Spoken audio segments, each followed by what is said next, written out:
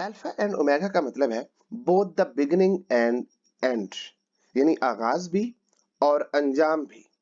इस तरह इसका मतलब लिया जाता है द फर्स्ट एंड लास्ट भी। उसके अलावा इसका एक और मतलब भी लिया जाता है द मोस्ट इंपॉर्टेंट पार्ट, यानी बुनियादी जुज्व। अब हम देखते हैं कि इसका ओरिजिन क्या है। अल्फा एंड ओमेगा को फर्स्ट एंड लास्ट क्यों कहा जाता है, आगाज और अंजाम क्यों कहा जाता है? बेटा जिस तरीके से इंग्लिश के लेटर्स हैं ए बी सी डी और जी तक, या उर्दू के अंदर अलिफ बे ते से लेके ये तक, इसी तरीके से जो यूनानी जबान के लेटर्स हैं, ग्रीक लेटर्स हैं, वो ये है। इनमें जो पहला लेटर है वो है अल्फा और आखिरी लेटर है ओमेगा। तो इसका मतलब है पहला भी और आखिरी भी, यानी बिगिनिंग भी और एंड भी। होप सो कि आपको क्लियर हो गया होगा कि अल्फा एंड ओमेगा का असल माना क्या है, यानी इसका ओरिजिन क्या है। क्लियर?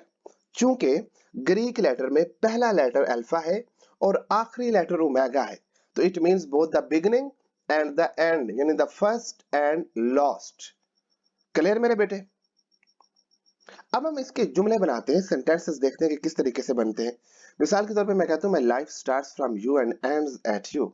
मेरी जिंदगी तुझ से शुरू होती है और तुझ ही पे खत्म होती है। So you are my alpha and omega. So आप ही मेरा आगाज भी हैं और आप ही मेरा अंजाम भी है।